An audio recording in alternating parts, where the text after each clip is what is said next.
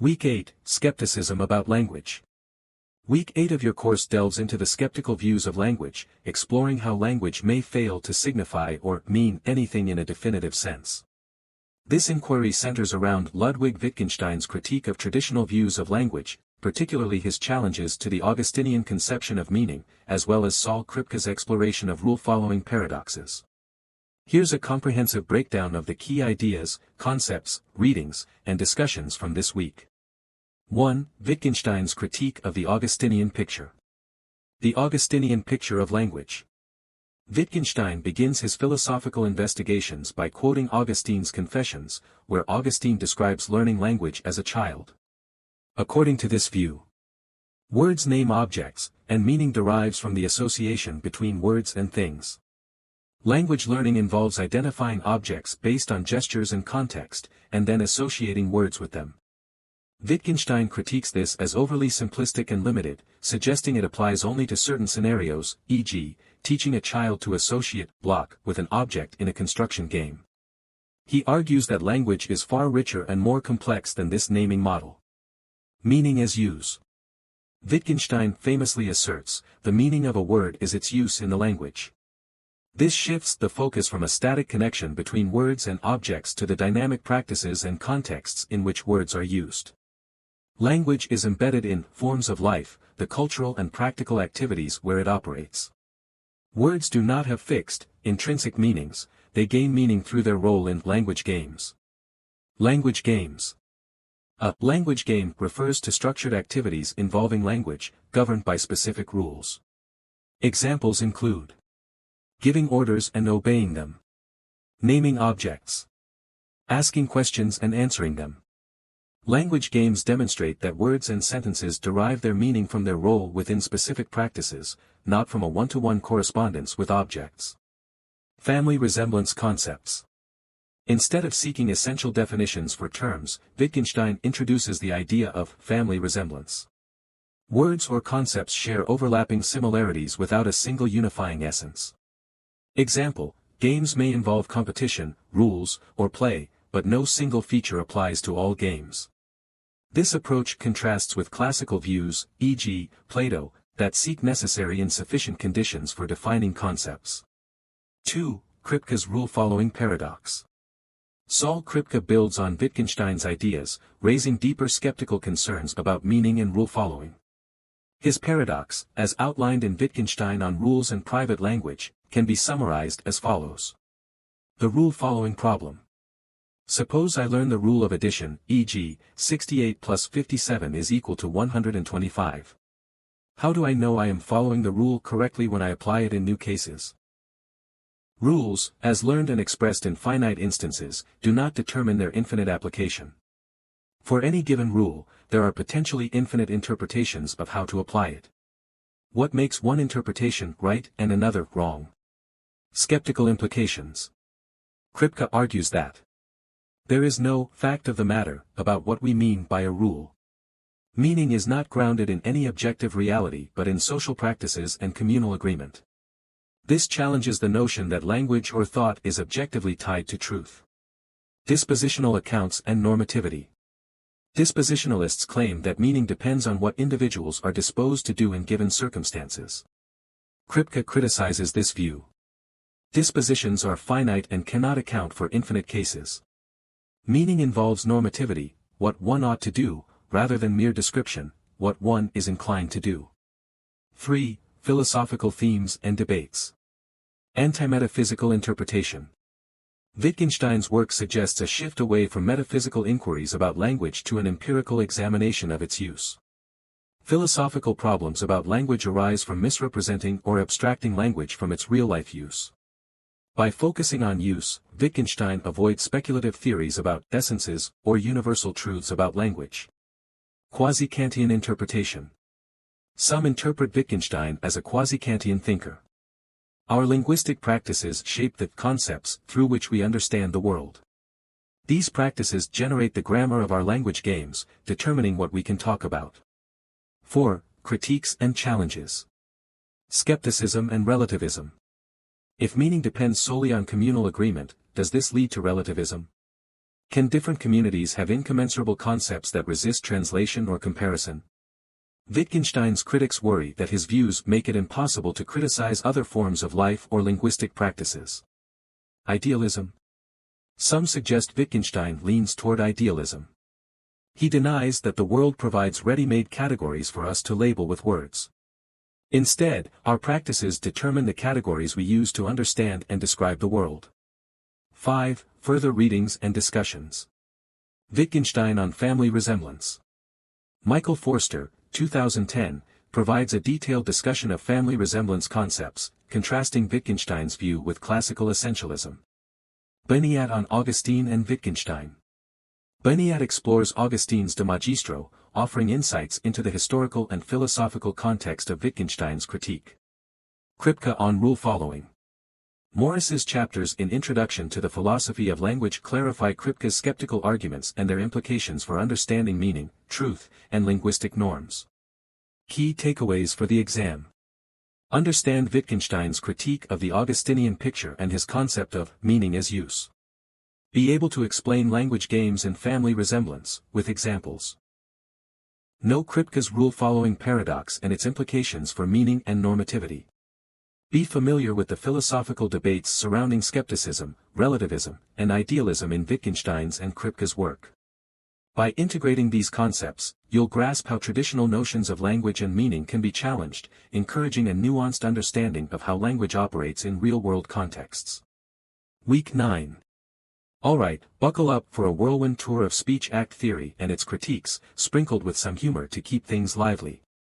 Speech acts, doing things with words. Let's start with J.L. Austin, the rock star of speech acts. Austin's key idea in how to do things with words is that language isn't just about stating facts or describing reality, it can actually do things. Imagine saying, I promise to bring pizza, pizza. I declare this meeting open, man judge. I name this ship the Unsinkable 2 ship, fingers crossed. These aren't just words, they perform actions. When you say them, something happens. Promises are made, meetings start, and ships sail, hopefully better than their predecessors. These are performative utterances. Unlike declarative statements, they don't just describe the world, they change it. The anatomy of a speech act. Austin sliced speech acts into 3 layers like a philosophical lasagna. Locutionary act, saying something meaningful. Basic level, you're not just making noises. Illocutionary act, what you're doing in saying it, promising, ordering, warning. Perlocutionary act, the effect your words have on others, convincing, scaring, inspiring. For instance, if I say, shut the door. Locutionary, I've uttered a meaningful sentence. Illocutionary, I'm commanding you. Perlocutionary, you feel annoyed but close the door anyway. Constatives versus performatives. Austin originally thought there was a clean divide. Constatives, sentences that state facts and can be true or false, the cat is dead. Performatives, sentences that perform an action, I promise to bury the cat. But wait, there's a twist. Sometimes, performative statements can also imply truth or falsity, I truly promise to bury the cat. So, Austin decided the key is in the use of language, not rigid categories. Rules of success. To pull off a successful speech act, Austin says you need appropriate conventions, like officiating a wedding, not in your pajamas. Proper authority, no random Joe can declare a war, legally, at least. Serious intentions, promising to bring pizza and flaking is bad form. Strawson's counterpunch, intention versus convention. P.F. Strawson, the academic sparring partner, thought Austin leaned too heavily on conventions. He argued intentions matter just as much. Let's break it down. Austin, it's all about the rules. Strawson, but don't forget the mind games. For instance, if I say, I warn you the ice is thin, the effect relies not just on the institutional setting but also on whether you believe me and my intentions. Sometimes speech acts work even without formal conventions, like yelling, run, during a fire. Grice and the many intentions. Paul Grice added another layer of complexity, suggesting a speech act's success hinges on whether the listener recognizes the speaker's intentions. It's like an intricate dance of mutual understanding. I want you to act. I want you to realize I want you to act. I want you to act because you realize I want you to act. Repeat until one of us gets confused. Applications and questions. Speech act theory goes beyond promises and warnings. It helps us understand power and authority, who gets to declare things like laws or sentences. Language and change, how do words shape reality, especially in politics and social justice. Everyday speech, even casual phrases like "I'll call you," carry layers of meaning, intent, and potential disappointment. Yet big questions remain. How much do intentions matter versus conventions? Can meaning be fully explained through use? How do power dynamics shape who gets to perform which acts? Origins and purposes of language. The survey tied this to the grand sweep of linguistic history. Why do we even have language? Scholars propose. Divine intervention, thanks, gods. Human agreement, let's all agree to call this pizza. Evolution, from grunts to TED Talks. And its purposes? To express, communicate, refer, persuade, or just make life better, or more confusing, depending on the philosopher. Takeaway. Speech act theory revolutionized how we think about language, not just as a passive tool for describing the world but as a powerful force that shapes it. Whether you're swearing an oath, proposing marriage, or naming a ship, your words don't just communicate, they act. And that's the magic of human language, a few sounds and symbols can change everything. Week 10. What was the big idea? This week focused on the interplay between language, power, and societal change, a deep dive into how words do more than just convey meaning. They build, break, and reshape social realities. Key topics included ontology and epistemology, how we understand existence, ontology, and knowledge, epistemology, intersects with linguistic puzzles. What do words really mean, and how do they gain that meaning? These questions are crucial when discussing semantics, proper names, and universals. Toxic speech, the dark side of language, words that wound, divide, and perpetuate harm, examined through the lenses of speech act theory and an epidemiological framework. The core readings. 1. Lynn Terrell's Toxic Speech, Inoculations and Antidotes. Terrell's paper was the centerpiece of the week. It connects Wittgenstein and speech act theory, Austin, Searle, to analyze harmful rhetoric. Her central argument is that toxic speech is like a disease, it spreads through communities, causing harm to individuals and the social fabric, and requires both preventive and remedial action. Key concepts. Epidemiological approach. Toxic speech operates like a virus. It spreads through repeated use, reshaping societal norms, and requires interventions, like inoculations and antidotes. Speech acts in action. Toxic speech doesn't just describe the world, it acts upon it. Slurs, for example, create derogated social identities, reinforcing systemic power imbalances. Inoculations, early education about language and its effects, encouraging critical thinking. Antidotes, direct responses to harmful speech, such as counterspeech or legal frameworks. 2. Ray Langton on Hate Speech, Philosophy Bites interview. Langton builds on Austin's speech act theory, focusing on how hate speech silences individuals and groups at multiple levels. Locutionary silence, when people are too intimidated to speak. Illocutionary silence, when a speaker's intent, e.g., refusal, isn't recognized. Perlocutionary silence, when speech fails to achieve its intended effects. Langton argues that hate speech isn't just harmful, it warps the rules of communication to disempower others. For example, pervasive misogynistic language perpetuates societal inequalities by normalizing discrimination. Further reading, expanding the context. 1. M. Rosling and G. Larson on vaccination memes. This paper examines the battle of narratives in pro- and anti-vaccination memes. Drawing on Mikhail Bakhtin's theories, it highlights how language shapes knowledge and power. Key insight from Bakhtin: language is never neutral, it's a battlefield of voices, where dominant ideologies clash with subversive ones. Memes, as a modern form of rhetorical persuasion, exemplify this dynamic. 2. Mikhail Bakhtin's key theories. Bakhtin's concept of heteroglossia is particularly relevant here. Every utterance carries layers of meaning shaped by social, historical, and cultural contexts. In debates over vaccinations, or any polarizing topic, language becomes a tool for establishing authority or challenging it. 3. R. B. Norgaard on climate language. Norgaard discusses power words in the climate debate, showing how strategic language choices can shape public perception and policy outcomes.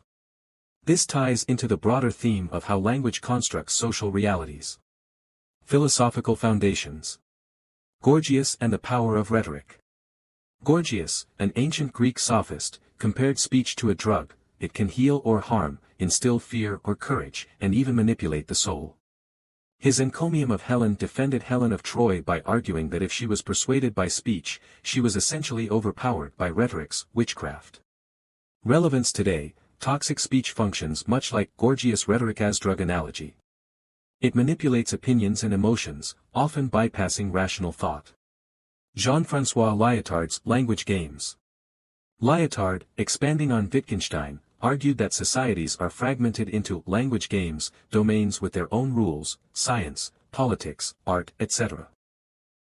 Justice becomes elusive when one language game dominates and silences others, creating what he calls a differend, a conflict where no common ground for resolution exists. Connection to toxic speech. Toxic language disrupts the balance of language games, silencing marginalized voices and reinforcing hegemonic power structures. Wittgenstein on language and form of life. Wittgenstein's idea of language as a form of life underscores that words derive meaning from their use in specific social contexts. Toxic speech exploits these forms of life, embedding harmful ideologies into everyday interactions. Feminist philosophy of language. Building on Langton, feminist philosophers critique language's role in maintaining gender inequality. The invention of terms like sexual harassment exemplifies how naming a phenomenon reshapes social reality, enabling recognition and resistance. The bigger picture, how language shapes power. From Gorgias' rhetoric to Wittgenstein's language games, this week explored how language wields power, not just in lofty philosophical debates but in everyday life. Toxic speech is a prime example. It doesn't just reflect social problems, it creates and sustains them. In summary, your philosophical toolbox. Gorgias, rhetoric is potent, beware its misuse. Wittgenstein, words are tools in social games. Austin and Langton, speech doesn't just say, it does. Terrell, toxic speech is a social illness, fight it with education and counter-rhetoric. Bogdan, every word is a site of ideological struggle. Now you're armed with the knowledge to dissect how words wield power and, importantly, how to challenge toxic rhetoric. Go forth and philosophize. Week 11. Sapir-Whorf hypothesis and language in Chinese philosophy. The topic explores how language shapes thought, questioning whether our mental software is written by the language we speak. The Sapir-Whorf hypothesis likens language to a lens, each linguistic system coloring the way we see and understand the world. Wilhelm von Humboldt's early linguistic theories provide a foundation for this idea, emphasizing how different languages carve up reality in unique ways. Linguistic relativity and philosophy. The hypothesis is applied to Chinese philosophy, comparing the structural differences between Indo-European and Chinese languages. Like contrasting a digital clock with an analog one, these languages prioritize different aspects of reality. Hansen's interpretation in A Taoist Theory of Chinese Thought challenges Western views of language, suggesting Chinese philosophy is deeply tied to its linguistic roots. Hansen's mass noun theory, for instance, contrasts with Western count noun structures, emphasizing relational and holistic thinking over fixed categories. Empirical challenges in linguistic relativity. Studying linguistic influence is like peeling an onion. Researchers must navigate layers of culture, cognition, and language. Whorfian research shows linguistic differences affect abstract cognitive domains like time and space perception. However, disentangling language from thought is challenging, requiring nuanced, interdisciplinary approaches. Chinese philosophy of language. Ancient Chinese thought treats language as a tool for guiding behavior, much like a compass helps navigate a forest. Confucianism, Taoism, and Moism offer unique perspectives on how language should be used, whether to reinforce tradition, foster harmony, or challenge assumptions. Confucius viewed naming as an ethical act, akin to tuning a musical instrument to harmonize with its surroundings. Cultural nuances in Chinese linguistics. Chinese language and philosophy emphasize context and relationships. Words in Chinese function like brushstrokes in a painting, each contributing to the overall picture rather than standing alone. For instance, classical Chinese avoids the rigid subject-verb-object structure of English, favoring evocative and performative uses of language.